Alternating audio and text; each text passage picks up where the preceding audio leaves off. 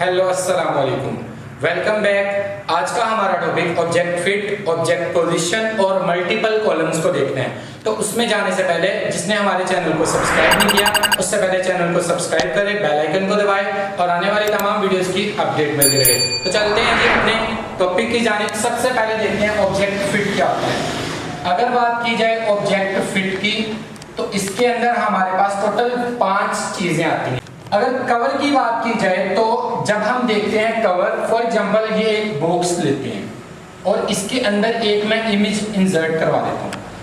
अगर कवर की बात करूंगा ना तो ये इमेज पूरे के पूरे बॉक्स को यहाँ पे कवर कर लेगी। मींस दैट कवर करने से जितनी विड्थ हमारी डिव की होगी वही डिव हमारी इमेज को मिल जाएगी। और अगर बात की जाए कि नेक्स्ट प्रॉपर्टी जो कि कंटेन की है, कंटेन के अंदर अगर देखा जाए, अगर फॉर एग्जांपल डिव की विड्थ आपके पास 400 पिक्सल है और इमेज जो है 300 पिक्सल इसकी हाइट है ये डिव की, और आपके पास जो इमेज है वो ओरिजिनल साइज में हमारे पास छोटी है, मींस दैट 200 पिक्सल उसकी विड्थ है और 100 पिक्सल या 200 पिक्सल ही उसकी हाइट लगा लो आप, तो ये इसके अंदर कुछ इस तरह से आएगी। मींस दैट कंटेन करेगी जितना साइज है उतना साइज ये अपना लेगी, ना कि हमारे पूरे के पूरे साइज को कवर करेगी। इसके बाद हमारे पास आता है fill.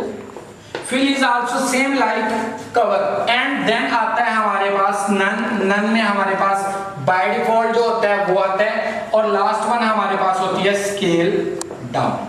Scale down is also same as contain. यहाँ पे दो प्रॉपर्टी सेम है, कवर और फिल, स्केल डाउन और कंटेन। अगर इमेज पोजीशन को देखा जाए, हमने क्या करना है, ऑब्जेक्ट की पोजीशन चेंज करनी है आज। ऑब्जेक्ट पोजीशन इसमें क्या होगा, फॉर एग्जांपल ये हमारे पास एक इमेज है, उसके अंदर फॉर एग्जांपल ये एक टावर और ये एक हमारे पास बिल्डिंग है। हम क्या करेंगे, विड्थ को एडजस्ट करते हुए साइज हम यूज करेंगे कवर, और साथ में हम क्या यूज करेंगे, इसकी विड्थ के ऊपर काम करके अपनी इन चीजों को इरेज करेंगे। फॉर एग्जांपल हम एक में हमारे जो टावर है इसको इरेज कर देंगे और एक में हम टावर की फुल विड्थ हाइट लेके आएंगे और अपनी जो बिल्डिंग होगी उसकी विड्थ कम कर देंगे। इसके बाद लास्ट हमारे पास टॉपिक रहेगा मल्टीपल कॉलम्स का, जो कि बहुत इंपॉर्टेंट है अपनी वेबसाइट के सिनेरियो से। वेबसाइट के अंदर मल्टीपल कॉलम्स इंपॉर्टेंट टॉपिक। इसमें क्या होता है, ये हमने एक डिव ली, इस डिव को हम 3 सेक्शंस में डिवाइड कर देंगे। इन कॉलम्स की विड्थ सेट करेंगे, इन रूल्स को सेट करेंगे, ये जो रूल्स लगे हुए हैं इनकी जो आपस में इनकी जस्टिफाई कंटेंट करेंगे हम, जो अंदर लिखेंगे, और अपने कॉलम्स की कितनी हमने विड्थें रखनी है, कितने कॉलम्स रखने हैं, और रूल की विड्थ क्या रखनी है, रूल का स्टाइल क्या रखना है, ये सारा मल्टीपल कॉलम्स में करेंगे। तो चलते हैं अपने प्रैक्टिकल की जानिब। Let's begin with practical work. तो सबसे पहले हम अपना न्यू फोल्डर क्रिएट कर लेते हैं। न्यू फोल्डर को कुछ भी नेम देंगे, हम इमेज का ही नेम देते हैं। इसको ओपन कर लेते हैं, ओपन विद कोड करते हैं। यहाँ पे आके ओपन विद कोड करने के बाद अपने VS कोड में हम चलते हैं। As usual visual studio code में जाने के बाद अपनी 2 फाइल्स क्रिएट करेंगे, HTML और CSS की फाइल। index.html की फाइल बना लेते हैं, इसको रीनेम कर लेते हैं। सॉरी, इधर आके इमेज के अंदर index.html की फाइल बना ली। शिफ्ट 1 से बेसिक कोड हमारा आ गया। इसके बाद मैं style.css की फाइल बना लूंगा। अब दोनों फाइल्स मेरे पास बन चुकी हैं। अब मैं क्या करूंगा, इन दोनों फाइल्स को मैं यहाँ पे एक दूसरे के साथ मर्ज कर दूंगा। अब यहाँ पे आया, लिंक किया, और यहाँ पे मैं क्या करता हूँ, एक इमेज ले लेता हूँ। पहले क्या करता हूँ, एक डिव लेता हूँ, डिव के अंदर इमेज ले लेता हूँ मैं, और यहाँ से इमेज लेके आऊंगा मैं वही बिल्डिंग्स वाली इमेज। यहाँ पे लिखता हूँ पेरिस इमेज W3। यहाँ पे इमेज आ जाए हमारे पास, इमेजेस। ये इमेज ले आता हूँ, इसको सेव इमेज एज किया, इसको यहाँ से ड्रैग एंड ड्रॉप कर दूंगा, यहाँ आके मैंने ड्रॉप कर दिया। अब मैं क्या करूंगा, यहाँ पे अपनी इमेज को इंसर्ट करवा दूंगा। इमेज का नाम डाउन, सॉरी यहाँ पे इमेज का नाम हमारे पास है डाउनलोड। इमेज हमारी इंसर्ट होगी। मैं क्या करूँगा, यहाँ पे आके अब div को इमेज को कॉल कर लेते हैं। इमेज की हाइट रखी 300 पिक्सल,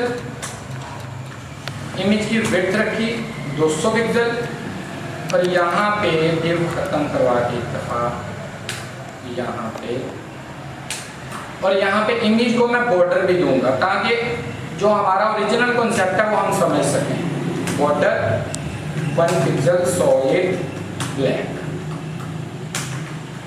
सॉलिड ब्लैक। अब यहाँ पे बॉर्डर भी देखिए, मैं इसको क्या करता हूँ, गो लाइव कर लेता हूँ ताकि अपनी इमेज जो मेरी इंसर्ट हुई है वो मैं देख सकूँ। यहाँ पे मेरी इमेज इंसर्ट होगी।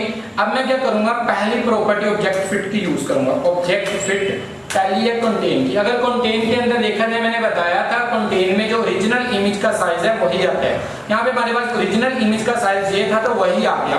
अगर मैं इसी चीज को कवर कर दूं तो जितनी हमने विड्थ हाइट रखी है ना उसके हिसाब से हमारा साइज कवर हो जाएगा। यहाँ पे देखिए हमारा ऑब्जेक्ट फिट बिल्कुल कवर हो गया। इसके बाद अगर देखा जाए तो स्केल डाउन और सॉरी फिट था, scale down same as it is contain की तरह है, और लास्ट वन हमारे पास आता है फिट। फिल भी हमारे पास कवर की तरह है, और आखिरी हमारे पास नन की प्रॉपर्टी होती है जो कि same as it is by default रहती है लाइक कंटेन। ये तो हमारे पास था ऑब्जेक्ट फिट। हम ऑब्जेक्ट फिट कवर कर लेते हैं इसको। ऑब्जेक्ट फिट कवर करने के बाद हम क्या करते हैं, अभी इसको नेक्स्ट टॉपिक ऑब्जेक्ट पोजीशन का देखते हैं। मींस दैट ये जो क्लॉक है और ये सॉरी जो टावर है और बिल्डिंग, इस पे यहाँ पे रखता हूँ ऑब्जेक्ट पोजीशन। ऑब्जेक्ट पोजीशन में मैं 100% यहाँ पे विड्थ कर देता हूँ और यहाँ पे 50% हाइट कर दी। यहाँ पे मेरे पास जो टावर था वो गायब हो गया क्योंकि मैंने सिर्फ और सिर्फ 50% हाइट ली है। 50% हाइट का मीन ये है कि जो ज्यादा विड्थ है, 100% विड्थ है, मींस दैट जो बिल्डिंग थी उसकी चौड़ाई ज्यादा थी, इसलिए वो हमारे पास फुल यहाँ पे शो हो रही है। अगर मैं यहीं पे प्रॉपर्टी यहाँ पे यूज कर दूं, हाइट को इंक्रीज कर दूं, अगर यहाँ पे हाइट को मैं सॉरी डिक्रीज कर दूं, मैं हाइट को 30 पिक्सल सॉरी विड्थ को 30% कर दूं और हाइट को मैं यहाँ पे हाइट को अगर यहाँ पे विड्थ करूँ 30% और हाइट करूँ यहाँ पे 100%, तो क्या होगा, तो हमारे पास टावर आ जाएगा, बिल्डिंग की हाफ पार्ट खत्म हो जाएगा क्योंकि मैंने हाइट पे 100% काम किया है। यहाँ पे हमारा ऑब्जेक्ट पोजीशन भी सिर्फ इतना ही इसका यूज है। नेक्स्ट हमारे पास इंपॉर्टेंट टॉपिक जो कि हम डिव के ऊपर काम करेंगे, डिवली। इसके अंदर मैंने एक H2 लिया, H2 बाद में लेते हैं, पहले पैराग्राफ ले लेते हैं। लोरम इसके अंदर लिखे, लोरम मैंने यहाँ पे 20 टाइम्स लिख लिए। मैं क्या करूंगा, यहाँ पे CSS में आगे डिव को कॉल किया, डिव को कॉल करने के बाद इसको मैं क्या दूंगा, इसको पहले इसका टेक्स्ट लाइन जस्टिफाई कर देता हूँ, फिर उसके बाद इसको मैं कॉलम देता हूँ। कॉलम मैं इसको टोटल 3 कॉलम से देता हूँ। अगर देखा जाए तो हमारे जो कंटेंट है वो 3 कॉलम्स में डिवाइड हो गया। अब ये 3 कॉलम्स में डिवाइड तो हो गया, अब इनके दरमियान में कोई लाइन नहीं शो हो रही। मैं चाहता हूँ इनके दरमियान में कोई लाइंस भी शो हो, उनको मैं कहता हूँ कॉलम रूल। उनको क्या कहता हूँ, कॉलम रूल। कॉलम रूल में लगा देता हूँ 2 पिक्सल सॉलिड रेड कलर का। यहाँ पे हमारे पास आप देख सकते हैं कॉलम रूल भी लग गया, मींस दैट बॉर्डर भी लग गया। अब मैं क्या करता हूँ, यहाँ पे एक H2 लिखता हूँ, H1 लिख देता हूँ, हेडिंग नंबर 1, कंट्रोल एस।